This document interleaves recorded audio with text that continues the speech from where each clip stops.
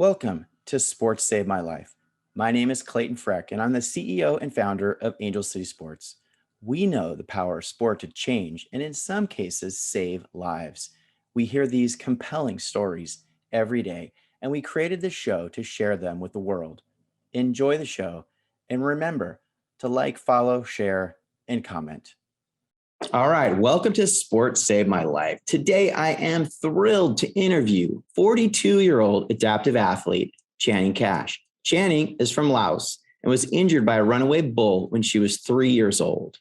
Her family attempted to raise her in Laos, but ultimately realized the healthcare system wasn't adequate. And when she was 5, she relocated to the United States. Originally landing in the Midwest, she grew up outside of Chicago in Rockford, Illinois, where her uncle lived and was kind of her sponsor.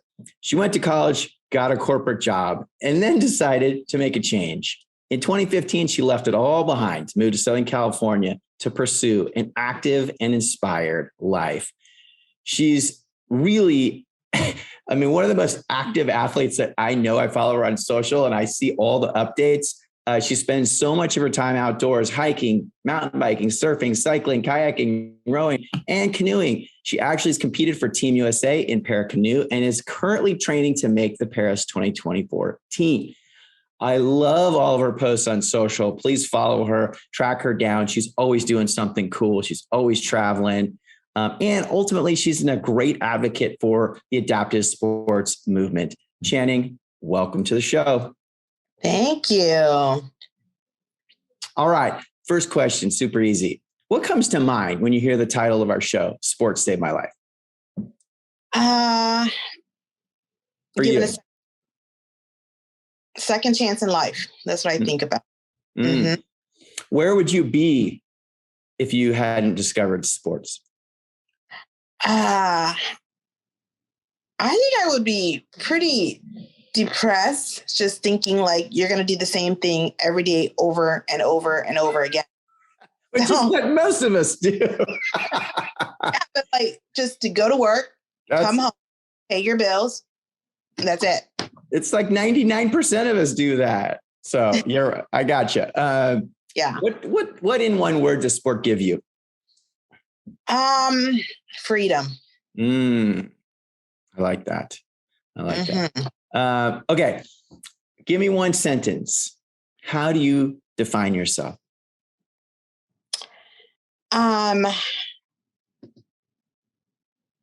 That one's, I'm not sure yet. I had to think on that one. You're an athlete. You're an adventurer. Yeah, that's true. Yeah, I'm just very passionate about the outdoor because I think for the longest time, people told me wheelchair and outdoors don't mix. That's not going to happen. And knowing that, I'm just like, watch me. We'll see where we go today. I can't wait to get into all your outdoors activities and trips and the truck and everything. But all right, so let's start from the beginning. Yeah. Tell me a little bit about where you were born. What was your sort of family structure like? I know you probably don't remember those 0 to 3 years, but like what have you seen in photos or heard from your family about what life was like back in Laos? Well, from what I remember, it's a very undeveloped country. It's a small village. Maybe there's 50 people or so. Over there, it's kind of like a simple life of everyday farming, Mm-hmm. What's really sad about over there is kind of like if you were born into like a poor family, then that's where you're going to stay. So most likely if you get married or anything like that, you're going to be set up with another family that has like a son that would be at the same level as me. So it's almost like there's no advancement of, even being rich or poor. If that's what you're born into, you're going to be set up with another family that's going to match your income base. So I didn't know that. So that's almost like the caste system in India. Mm-hmm. Mm-hmm. Right. And this is why, I feel like there's no advancement, because if you're born to a rich country, you're going to, not country, but family, you're going to set up with another same income bracket. Yeah. Yeah. Okay. And then, were there other siblings? What did your parents do for work? Were they farmers? So my dad was in the military, so he was gone. My mom would just grow crops and she would go to the market and sell them. And then I'm the youngest, so there's a total of 4 of us. And so my sister pretty much was like the babysitter of all of us. So how much older are those older siblings? So my next sister in line is 4 years older than me, and another one's 6 years, and another one year. So 3 of them was very close because they were all like within a few years apart. And then I was there's a 4-year gap between me and the next one. So. Gotcha. Mm-hmm. So do you have any memories from Laos? I do. I mean, I just remember like everything, like we have it made in the US. That's for sure. I mean, I just remember a lot of dirt roads, how the house like was built, like the house over there, because sometimes they have like flooding season. So a lot of the house was built lift up. So at the bottom, they would make it into like an outdoor kitchen. And then the top would just be like one room where we all slept in one room. We do not have like a bathroom, a kitchen, the whole house, for sure. And for some reason, I remember what that looks like. Even though I was really young, I remember. So. Okay. And then tell me about your injury, because you're really young, right? You're 3 years old. Yeah. You're injured. And so I'm guessing you don't really remember much about that, but you've heard the story from, your whoever, were there witnesses? Like how did the story come together? So my sister, like they were older than me. So a lot of time they didn't want to really hang out with me, but we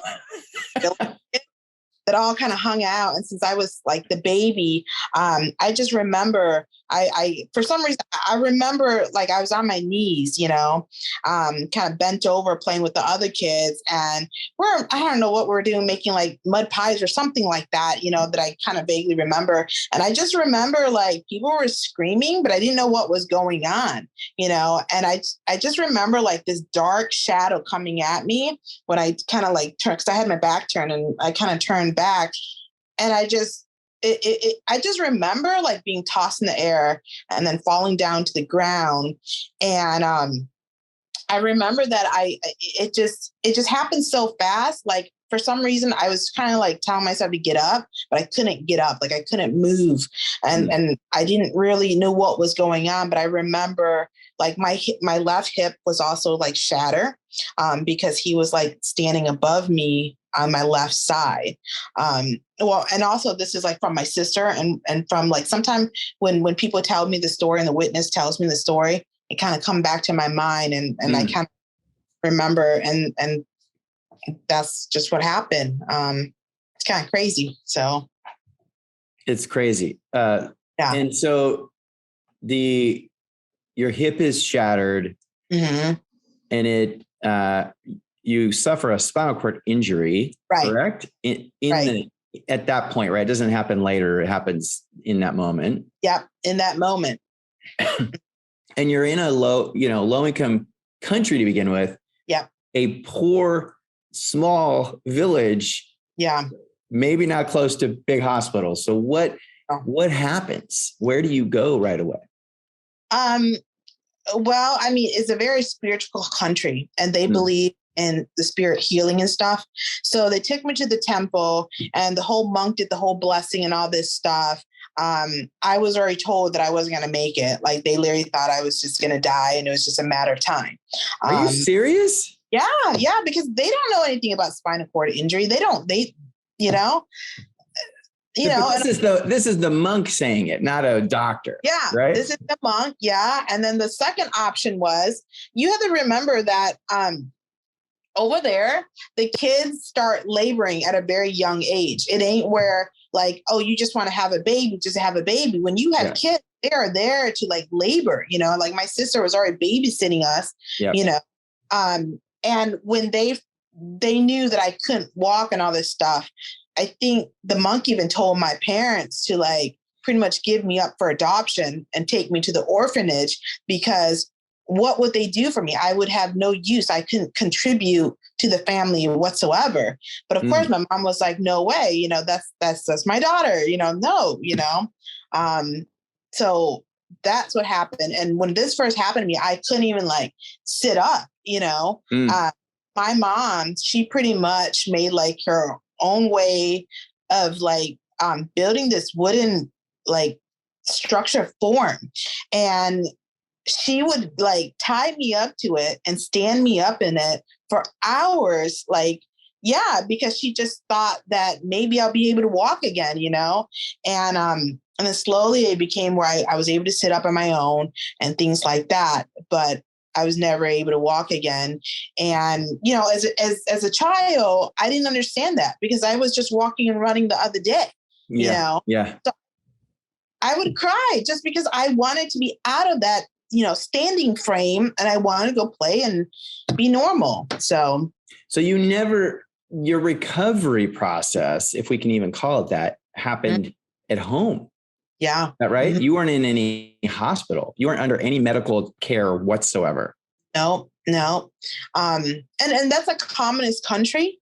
And that's when I think my dad kind of reached out to my uncle and say, we don't know if she's going to make it. We don't know what's going on pretty much, but she needs to be seen by a doctor. And, as a communist country, you couldn't just leave. So we had to like interview with, I don't know, the authorities or whatever. And they finally grant us to go ahead and leave the city or the country so I can get medical help. So your parents, let's give them some credit here, right? Yeah. Because your mom is your rehab therapist slash doctor slash probably moral support therapist, right? A million things. Yeah. Doesn't accept the conventional wisdom from the monks, right? And just sort of doesn't accept your fate that they're claiming. Yeah. And then your dad reaches out, right, to his brother that's living in the United States, which is kind of serendipitous for you. And so anything else that your parents, do you feel like, is there anything else that your parents did in those early days that was, because I think sometimes the disability affects the family more than the person who's actually disabled, but it sounds like your parents really had like a clear, thought process going on. I mean, my mom, she struggled a lot blaming herself because she was at the market when this happened. Okay. Sister, she was older than me, but think about 8 years older than me when I was 3. That's only 11. She doesn't. Yeah. Yeah. So it was a lot of blaming kind of deal on her part, though. And I think like people from a different country is when you have a disability, you're automatically looked down upon and you're never going to be anything. And I guess they were concerned like what was going to happen with my life. Was I going to grow up to be like a beggar in the city, on the streets, or what's going to happen? And my parent didn't want that to happen to me. And that's when they contacted my uncle. So is that from what you know about your home country? Is that sort of was the path for someone that was disabled, was that they weren't really able to contribute to the society and had to basically beg in the cities? Yeah, because my mom has gone back to Laos, and usually like because like when I grew up in America, I had so many wheelchairs, I was going in and out of them.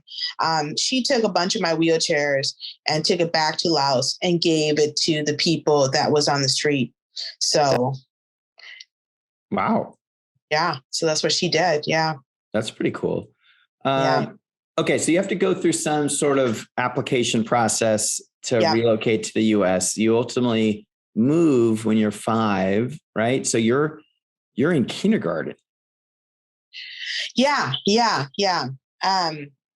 But before coming to the US, we had to like interview with all this stuff. We finally, now when I think back on it, I don't know if, no, actually, I know that we could not come freely. And my mom and dad was more like, we had nothing to lose just because, now I have a disability and what's my future going to be like? So they actually kind of risked their life, right? And I remember that there's actually a river between Laos and Thailand. We had to cross that over to make it to the refugee camp. And I remember I didn't understand much because I was really young. And since I couldn't walk, my mom had me on a homemade sling. So I'm a baby sling pretty much. And, they were just hoping that I wasn't going to cry or complain in the middle of the night. Because I remember us leaving in the middle of the night, and we had to make it across to the river and hope to God that we weren't going to get caught. And I still get emotional when I talk about it because I can't believe that even happened in my lifetime. But I do remember that we did get stopped. And my dad didn't know what to do, and he pretty much had to negotiate with this guy that, hey, please don't turn us in. My daughter has just been in this accident situation. We just want to get her to medical help. And I think he kind of felt a little sorry for us. So he let us go. And I remember that my dad had to give him his only jewelry that he had, and that was his watch. So that was a moment that I remember so well because was it like a guard, like a border guard kind of person? Yeah, a border guard, because you were not allowed to leave this communist country. So this is an incredible story. So you have to cross this river illegally to get to Thailand in order to join a refugee camp. And is that when the formal process starts with sort of talking to the U.S. Embassy and trying to figure out how to get the visa? Yeah. So your parents couldn't tell anybody in Laos that was the plan. They had to keep it hush hush. Right. Well, we actually escaped with another family. So we all went together because we already knew that there's no life in Laos for us. Yeah.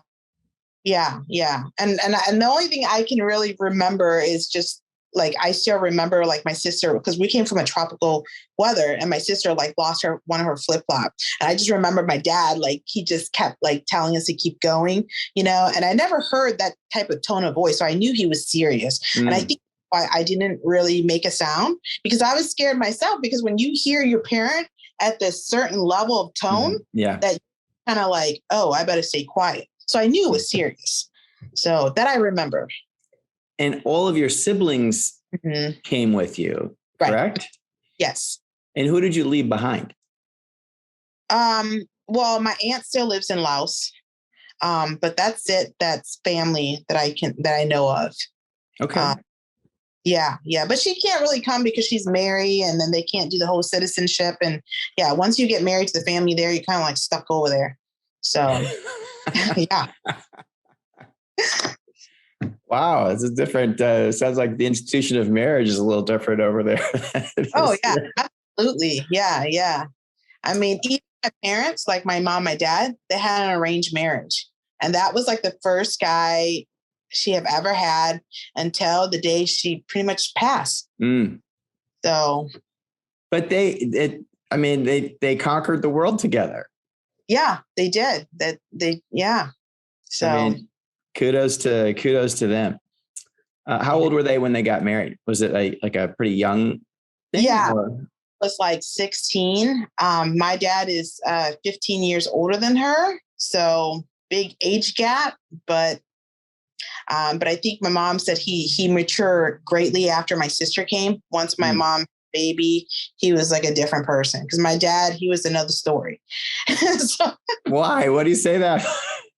Well, him being in the army, he's very, he's not a bad guy or anything like that, but, he had to calm down on the drinking, smoking, hanging out with the guys. I got you. In the army, you're very, I don't know, it's kind of still in high school kind-ish. Mom says, at least. So. That's so funny. All right. So you land in Illinois. What is life like? What's your, what's that childhood like there? And how hard is it to integrate, not knowing the language, having a disability? Like, talk me through, grade school, junior high, high school. It was like hard for me because it wasn't just where I was coming into a whole new world and accepting the fact that I'm never going to walk for the rest of my life, but then you got this language barrier. Okay. And, I've never, and honestly, I've never seen any other race besides Asian. So I wasn't used to that, like when I first came here, I went to like kindergarten and I used to wonder why, like, I remember there's this boy, he had like platinum blonde hair. And I've never seen that. And I was just like intrigued of why is his hair so blonde? And I would look around and I didn't know what people were saying. I was like a mute kid sent to school every day. And when I first came to the United States, I didn't have a wheelchair right away. So they would put me in this wagon and they would just pull me around and all the kids would like take turn pulling me around to art class and all these other stuff. But I was like kind of like really lonely just because I felt like I don't know anybody that has a disability. I've never seen anybody that had a disability where I was from because it's a very small town.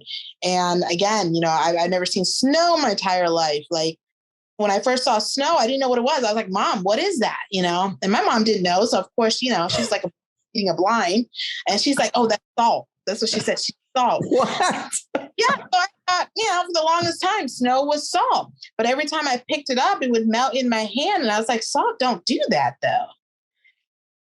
So, oh my God. That's hysterical. Yeah. That's hysterical. So were you, at some point you get a wheelchair and you're able to get around on your own. Mm-hmm. Mm-hmm. In those early years, grade school, like, did you feel integrated into the main activities, or did you sort of feel like you were always left out because of the chair? Yeah, I did. I was left out a lot, just because back in those days and just being in the Midwest in a small town, they didn't have any programs, Mm-hmm. I remember like when we went to gym, I literally would just sit there and just, they didn't know what to do with me pretty much. I would just sit there pretty much. And I just thought that was something I needed to get used to. I wasn't going to ride a bike. I wasn't going to do the things the kids did in gym or recess. So that was kind of like sad, but at the same time, I kind of blocked it out because I didn't want to like dwell too much on that, because my parent always told me that we were very fortunate that we all made it to the US alive, Mm-hmm. and I think that kind of really made me like think like how grateful I am to even be in the US. So this whole disability thing, yeah, there's times where I'm just like, why me? Because I would see my sister running around and growing up, it was really hard because like I saw them, kind of like started dating, putting makeup on and go to parties. And I always looked at that and felt like that wasn't going to be I wasn't going to have that chance like that. Mm. Oh, so even as a young kid, you didn't know that you'd be able to have relationships, dating, get married, that kind of stuff. No, because you have to realize that even though I came to the US, there was a huge community of Laotian people there. And they were so used to the fact that, you have a disability, nothing's going to happen for you. They were predicting that I was going to live with my parents for the rest of my life. And my parents were just going to take care of me. And that was my future. And, when you were told that so many times, you start believing in that. And I really thought I was just going to have to get a job that didn't require walking. And I need to be focused on my school. So, yeah. And so I feel like junior high and even high school a little bit, but maybe the first year or two of high school, but like those are brutal years for all of us. Yeah. Yeah. How was that period for you? Oh, I mean, it was hard because I obviously just instinct, right? As growing into a teenager, you're going to have crushes, and I would never act on it. And if a guy flirted with me or not, I wouldn't act anything because I just kind of felt so like nobody is interested in me, Mm-hmm. And because again, this is what I was told, like, a lot of times people, it's like, even like friends and family that would come visit my parent, they're just like, well, too bad Channing's a pretty girl, but I don't see her getting married. I don't see none of that happening for her.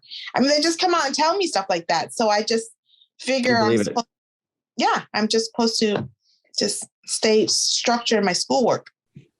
I'd like to take a quick break to show you how you can get involved as a volunteer with Angel City Sports. Are you interested in supporting Angel City Sports? We're seeking volunteers to help organize clinics and events, as well as support our athlete outreach efforts, marketing and media, and even fundraising and development. All skill sets and backgrounds are welcome in support of our mission to provide free adaptive sport opportunities for children, adults, and veterans with physical disabilities or visual impairments. For our younger athletes, we welcome you to join the Angel City Youth Leadership Council. Middle and high school age students are eligible to join the Youth Leadership Council, where you will learn about the disabled community by working side by side with our athletes and acquire important skills such as teamwork, leadership, philanthropy, and event management. To sign up for our volunteer newsletter and stay up to date on all upcoming opportunities, visit angelcitysports.org. So talk to me a little bit about self-confidence, because I feel like you're this strong, confident, awesome woman. But I know you were processing and trying to reconcile this sort of cultural thing. And, it's almost like you got this really unique look at what disability was from your family, just different than I think what it is in the United States more broadly. But like, where was your self-confidence coming through, kind of junior high through high school? I didn't have any. Like I said, if a guy was interested in me and he even told me, I didn't believe that. I was just like, I gotcha. Yeah. I was like, no way. And I was very shy. I was like, not even this person I am now, like completely different. So you're super shy. Do you have a friend group? Are you at least social with a handful of people? Are you doing anything active? Or are you just a good student? Well, I worked a lot just because as soon as I turned 15, I got a job at Walgreens because I already knew what it was like. Like my family is poor. We came to the US. My mom, she worked at Goodwill here and there, and she would bring like leftover clothes or whatever that they didn't want, they were going to throw out. And that's what we would wear. And at a very young age, going through middle school and stuff, I was embarrassed to wear that. And I was like, I'm going to get a job and I'm going to buy my own clothes and things like that. So I just worked. I never really did anything. But however, I did meet a friend of mine that he's been in my kindergarten class, like since we were like 5. And me and him kind of grew up. And since I kind of felt like I was like this freak, right? Because nobody's in a wheelchair in my small little town. And he was dealing with him being gay, but he didn't know he was gay. So me and him, we just clicked because we were like the weirdos that didn't fit with anybody, because he was dealing with, I'm gay, but I don't really know how gay is supposed to be. And I'm dealing with my disability and I don't know what's going on either. So we kind of had each other. And for the longest time, I think that everybody thought he was like my boyfriend, but we went together, and now we both live in California and he lives in LA now. So, that's a beautiful story. Yeah, I saw you post about him. I don't know, fairly recently. It was a very sweet post. No, it's weird. And then through that period, were there any medical challenges that you had to face? Absolutely, because they were trying so many things on me because they didn't I don't think they had a whole lot of people that knew a whole lot about spinal cord injury and all these other stuff. So I had to do all these tests and therapies. And as a child, I just want to go to school. I didn't want to get, taken out of school and be like, you have a doctor's appointment. You have this appointment. We have to run this test. I hated that so much. So I just wanted to be normal, Yeah. Got it. So you graduate high school. And then you go to college. Do you stay local for college, or what do you do for college? No. Well, I got an internship with a banking company at the time. And then I I don't know. I did this young thing where I think I just settled for less because I didn't have confidence in myself. So I got together this guy and I moved like thousands of miles away. Right. And my family was just like, oh my God, why are you doing this? And blah, blah, blah. Wait, where did you move? I moved to North Carolina with this guy that I know it was just not like me. So where did you meet the guy? Tell me a little bit about that. I had a little part-time job at this rental car, and he came and his car broke down. He came and rented a car. And I remember he said that I'm going to call you later. And I'm like, okay. And and then he called me later and then we just talk. And he's like, well, I live in North Carolina. Do you ever want to come out and visit? And we were just going back and forth. And I don't know. I just did something young and dumb, I guess. And how old were you when you moved to North Carolina? I was 18. I left my intern job to go. I don't know what I was doing. Yeah. So my family, just knowing how the way they were, they're like totally freaked out. But at the same time, I think I was tired of kind of like living in the bubble all the time. I wanted to just see what it was like to go somewhere else instead of living in this cornfield city for the rest of my life. I think that's why I did it. So. And then how long were you in North Carolina? How did that go? Didn't go well, of course. So I came back home. And my mom kept saying, I told you so for the rest of my life. So. But was it like a month or a year? How long were you in North Carolina? Couple months. Oh, it really didn't go well then. No, because I was just like, I kind of miss home because I think I was still young and I wasn't quite ready to go yet. And also like, I didn't share this, but like with my sister, they had to do like the household chores. And since I couldn't walk, I couldn't do that. So at a very young age, I was kind of like put in a position to be my parents' translator. So that's another thing. I think a lot of they depend on me to do admin so much, and they're being a translator, because there's times I remember my parent bought their first house and I was 11. And I remember the word mortgage. I have no clue what a word mortgage is when you're 11 years old and you're trying to translate the paperwork to your parents to say, interest rate, this is your 30-year fix. I didn't know this. And my mom looked at me and she goes, well, you go to school. How do you not know this? And I was like, Mom, I swear they don't teach you this in school. Oh my God. Yeah. And I still remember that. And that's another thing. I was very I just felt like I could never go anywhere because my parent, they got used to me going everywhere with them. I was like the household speaker, I mean,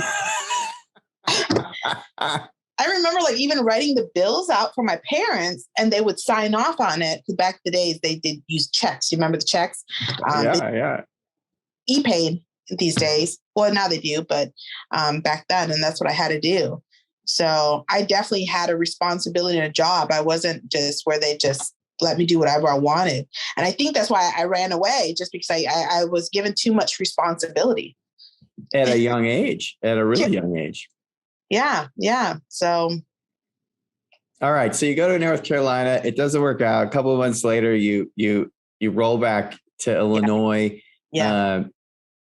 And then do you go back into the workforce? Do you go to college? Like what's the next step?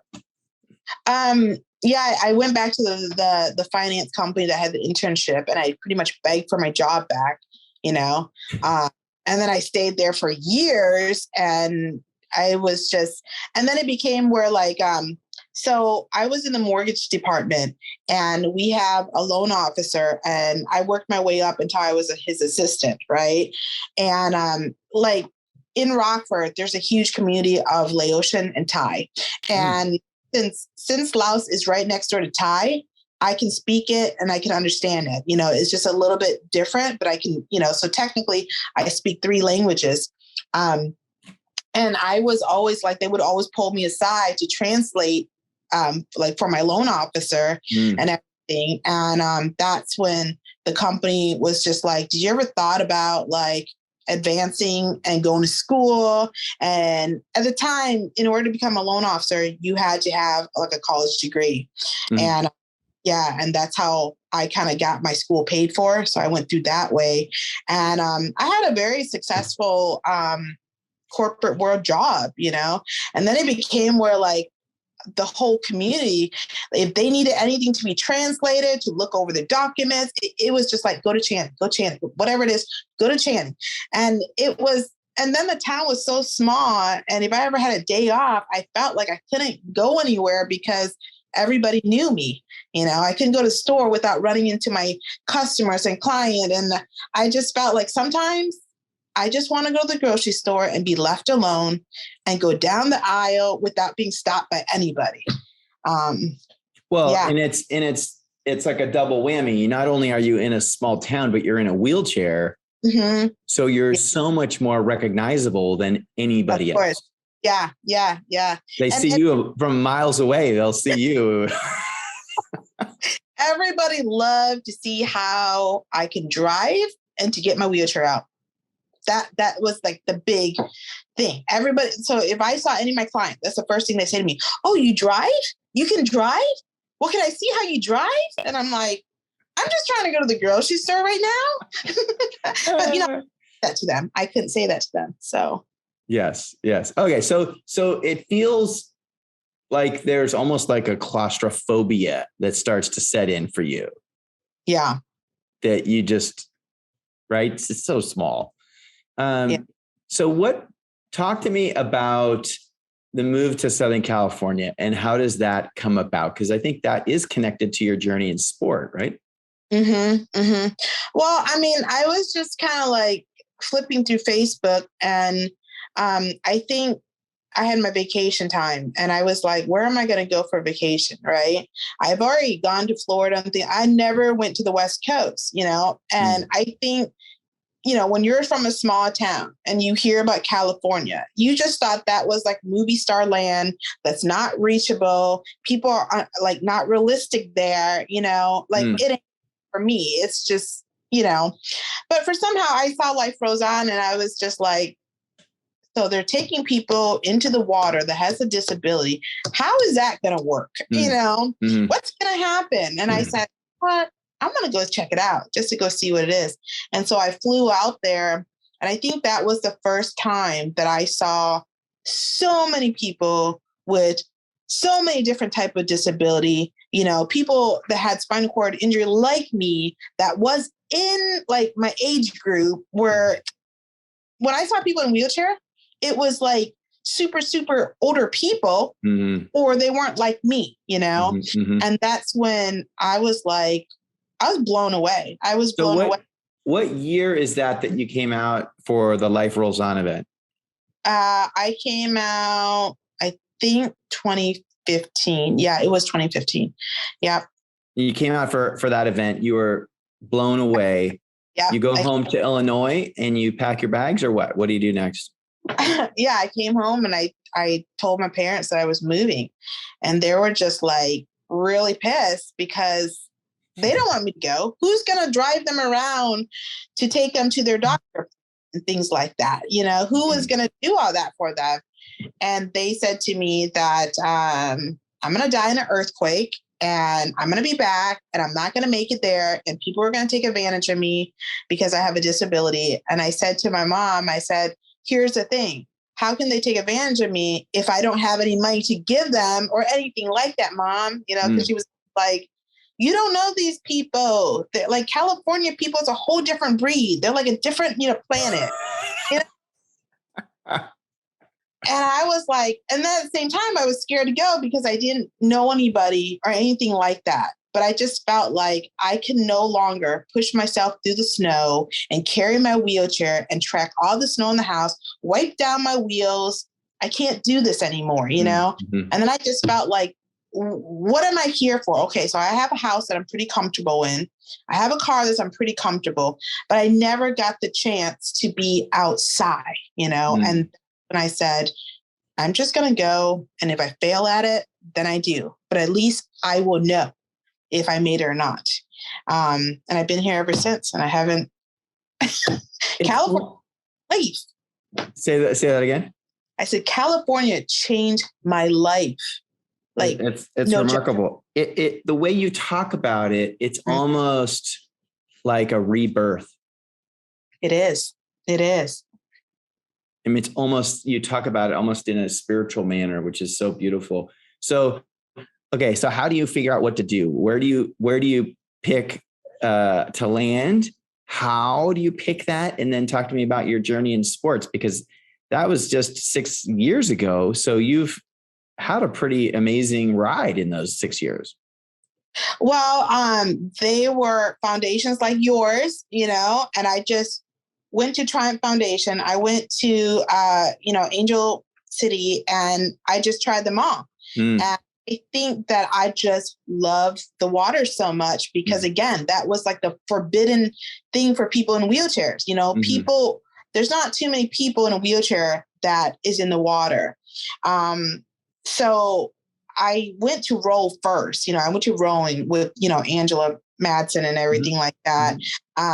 But for some reason, I did not do very well looking backward to make sure I wasn't going to run into anything going backwards, But I knew I loved being in the water because when I'm in the water, I didn't feel like I was in a wheelchair. Yeah. I blend in with everybody and nobody knew I was in a wheelchair. Not that I'm ashamed of it, but just sometimes you just need to take that moment and not be in a wheelchair. And that's what I really love, Well, it's it's related to that, going to the store and everyone sees you, wants to talk to you. Exactly. It's almost like a desire for some anonymity just for some part of your life. Right. So the water gives you that, because you're right. It's kind of an equalizer. Once you're on the water, you're just a rower or you're just a whatever. Yeah. Well, and that's what I liked. And at the time I was living in San Diego, and they have the sprint kayak team.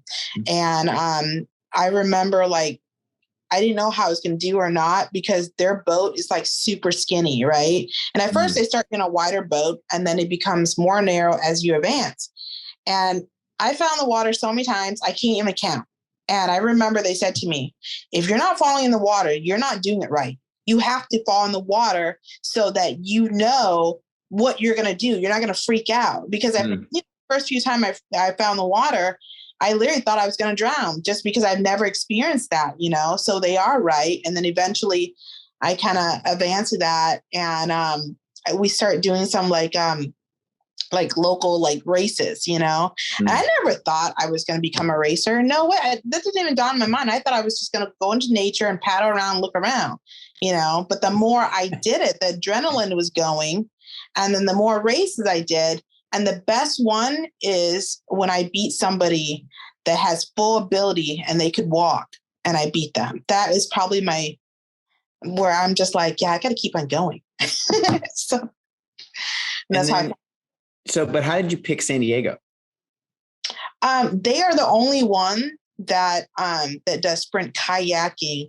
I think the next club that does it is in Petaluma, which is more San Francisco. So you moved to San Diego because you knew about this club and you knew you could get out in the water? Well, not right away. I just knew that I want to be in Southern Cal. So as long as I found a place in Southern Cal, I was just going to go find myself. I was just going to do a little bit of sport until I knew which one I liked. Okay. And it just happened to be in San Diego, and that's where I went. And then now where do you live? I live in Orange County, which is they have Newport Aquatic Center here. Yep. And that's why I moved here. So when it's my off season, I still go paddling there. So that's great. Okay. So give me the roster of all the sports that you do on a regular basis.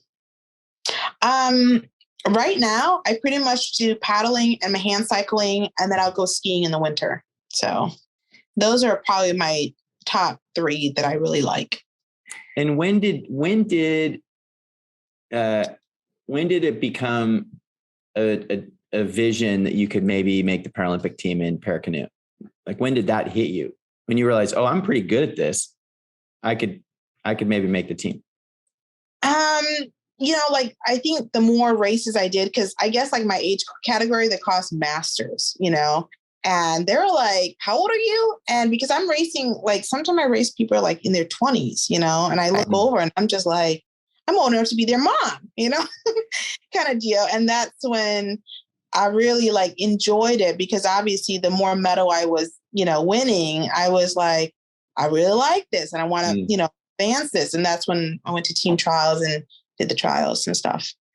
So, but the first year I didn't make it, right? But that just wanted more, so I just kind of just really dedicated myself and really zone in. So, gotcha. Yeah. And then I know you use your bike as sort of cross training.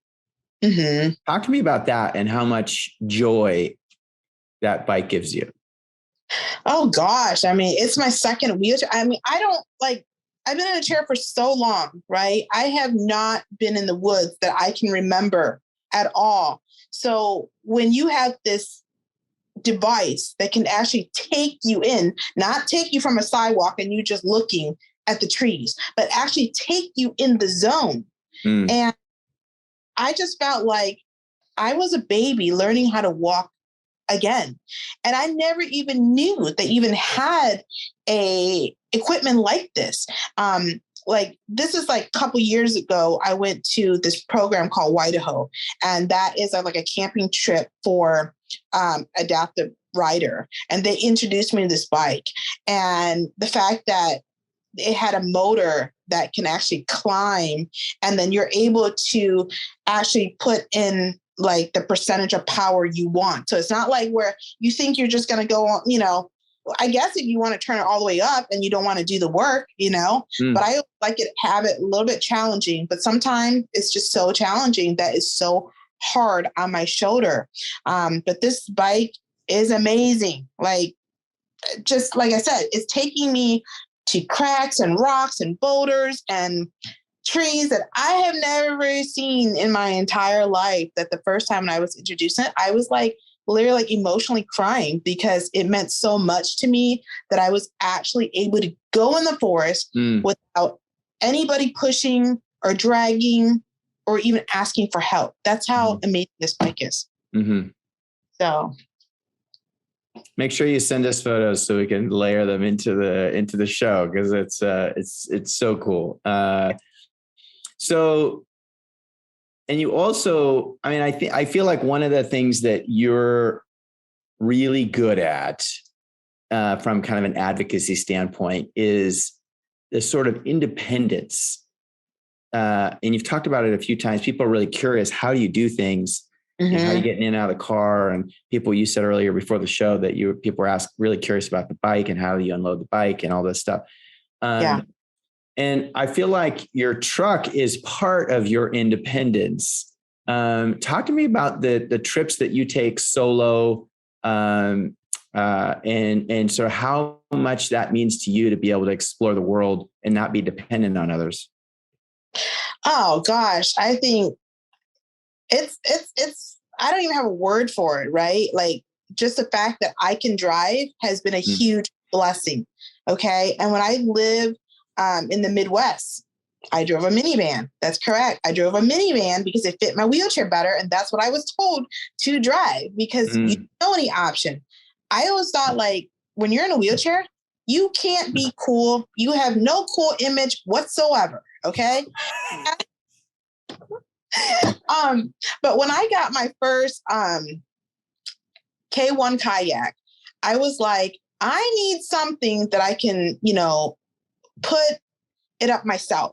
And why I went for a truck is because a truck, so when I go by myself, I'm just trying to give you this vision. I would back my truck into like a boat ramp. Okay. And then I would take my sup paddleboard and I would kind of ramp it down. And I would hook and I would leave, like I would make sure somebody watches for me and then I would go pull and park. I couldn't do that with my minivan. So I started playing around with putting my wheelchair in and out and da-da-da. But I was like, you know what? I think I need a truck. That's what I think I need. And I still remember this. I went to the Toyota dealership and the first sales guy, he said to me, he goes, well, how are you going to get in? That's what he said to me. And I don't know if I was being extra sensitive that day or not, but I was so upset that he even said that to me, because I went in there and I said, listen, I want a Tacoma. I want a 4x4 and that's what I want.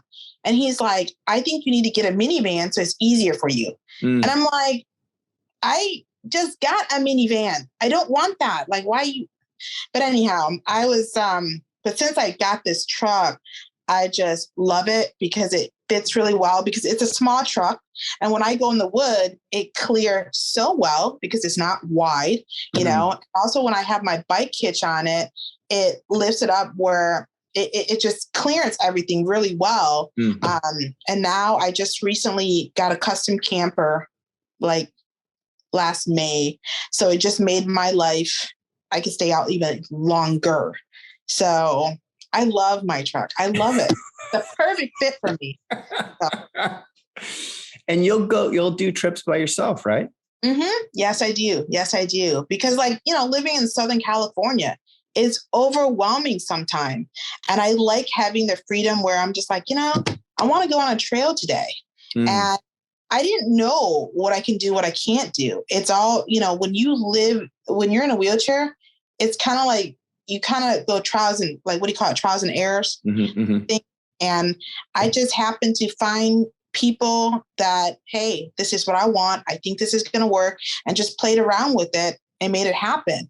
And like before we got on here, I told you I was working with a bike manufacturer that did bike racks for dirt bike.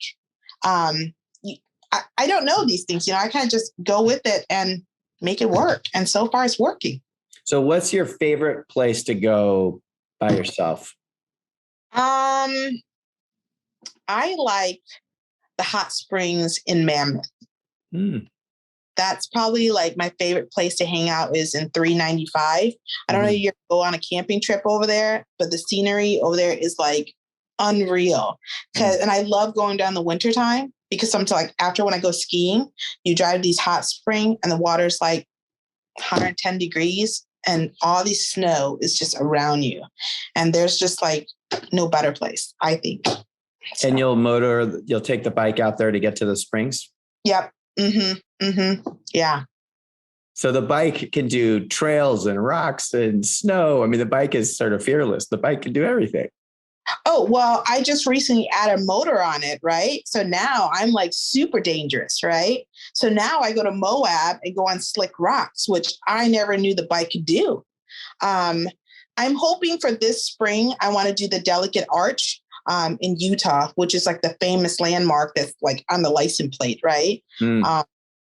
Yeah, so that's the game plan of 2022. So we'll see. Oh my gosh. No, it's beautiful. You're such an inspiration, I think, for our community and really even everyone, just to like remember the outdoors is there for us. And we're so blessed in Southern Cal. And I feel like we don't always take advantage of it. I'd love to hear a little bit about your mom's passing. And I know that it affected you deeply. You've posted so beautifully about that. Obviously, she meant a lot to you. Can you just share the timing of it? Because the timing of it changed your sport goals, I think, a bit. Yeah, because I guess it hit me really hard because we were like really training hard for Tokyo and, we had to go to Worlds and things like that. And it was like, because I've been paddling for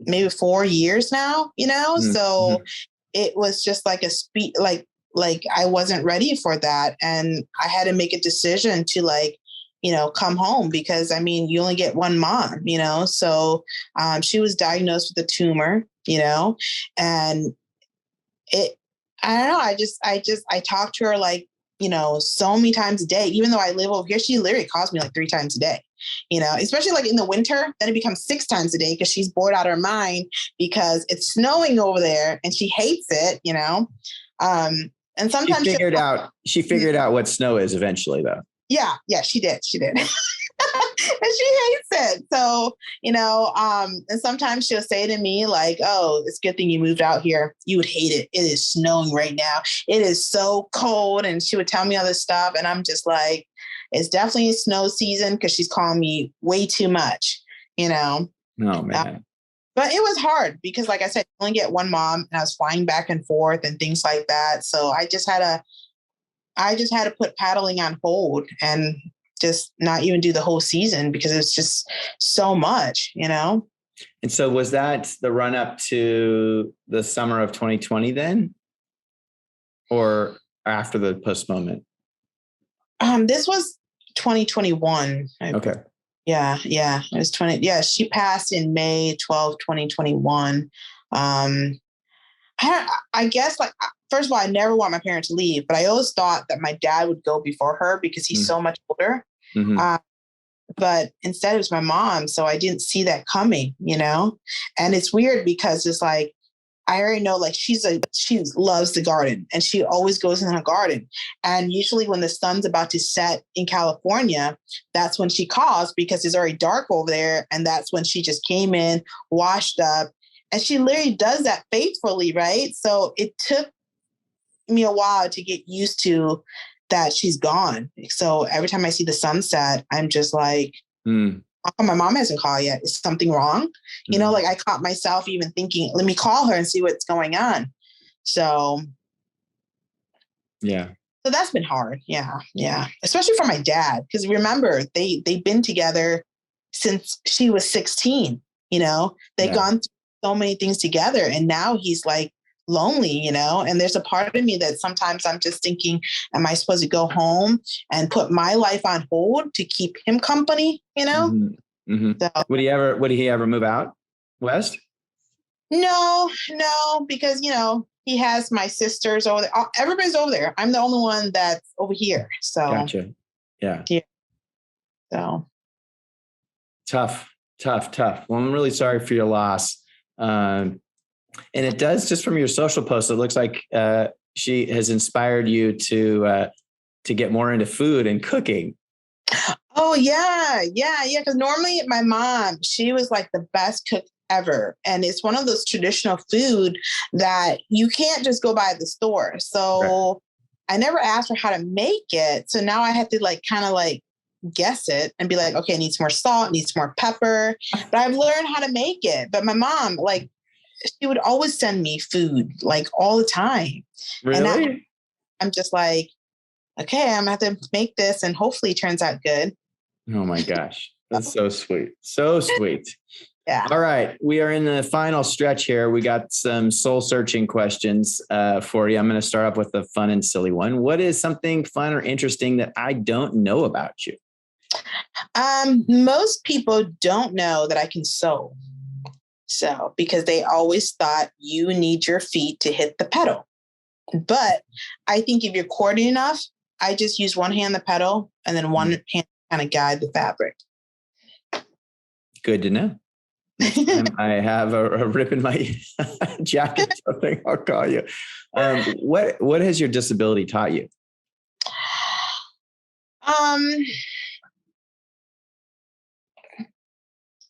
I think it taught me that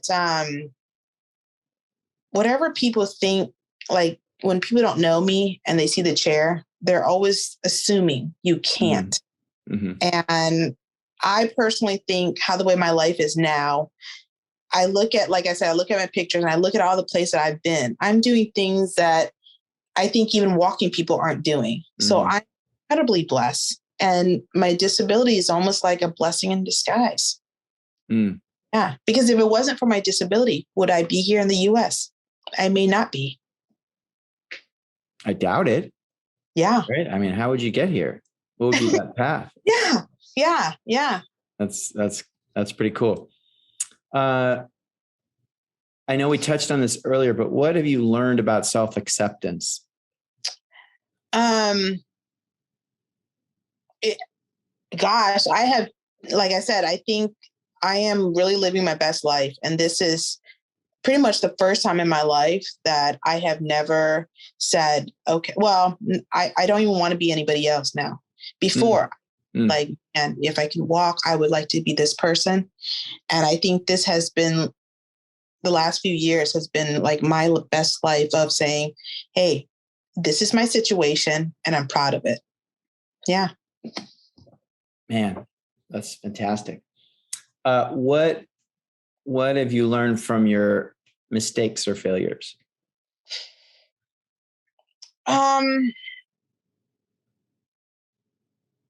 I've learned that even if you fail at it, you're going to know what to do next to come back and retry and to be bigger and better the next time you do.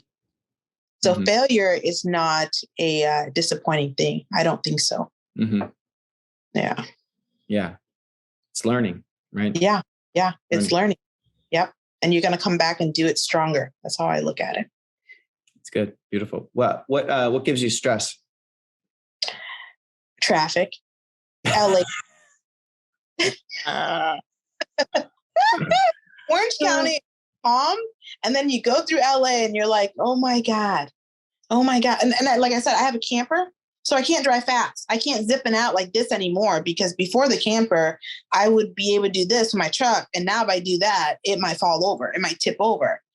So that's what stresses me out. Yeah, you got to be careful. But Orange County is not a walk in a park, though. Come on. Give me a break. What life accomplishment are you most proud of? I think I'm really proud of my adventures, because, like I said, so many people told me that wasn't going to happen in your lifetime, where you can go camping solo. Yep. And here you are. Oh, I know. What would you say your life philosophy is? I think that you should try it, because if you don't do it, you're always going to think about what if, and you're never going to know that. Like, I'd rather know that I fail at it or I succeed than not trying. That's fantastic. All right. We are at the end of the show. I give you the microphone to wrap us up. Anything that you missed, anyone you didn't think, or story you want to share, whatever, the microphone is yours. And also let us know where people can follow you or find you. Yeah. So I guess I just remember when I was younger, and I believe so much that being in a wheelchair, you can't do a lot of things. And I never seen like a good role model for real that was actually doing all these things. And this is why I start documenting my YouTube channel and really using my social media now, because I had what's really like blows my mind is I have little kids that actually sends me email and write me messages that encourage me to like do more trips and things like that, because they're just like the little girl that I was, that I didn't know you could do that. What kind of bike do you have? I didn't know and even their parent has reached out to me. And I just think that's what inspires me to keep going, to remember that there is other kids with disability out there that is looking for a role model to go out in these adventures that, like they didn't even know people could do that kind of deal. Yeah. That's why I started documenting all this stuff. So it's awesome. Yeah. I love it. It's also good. So what's your YouTube channel, Instagram handle? Where is that the best places to track you down? Yeah, it's under Wheel Channing, like the wheel and then Channing. Yep. So fantastic. Well, from the bottom of my heart, Channing, thank you so much for spending some time with us today. I love your story. I love your perspective on life. I love your adventurous soul. And I love how you just figure things out and then you show all of us how to do things. So you're just an incredible advocate and leader for the disability community. And so just excited to see, what mountains you conquer next. So just enjoy those outdoors. I will. Well, thanks for having me. So. Of course, the pleasure is ours. Okay.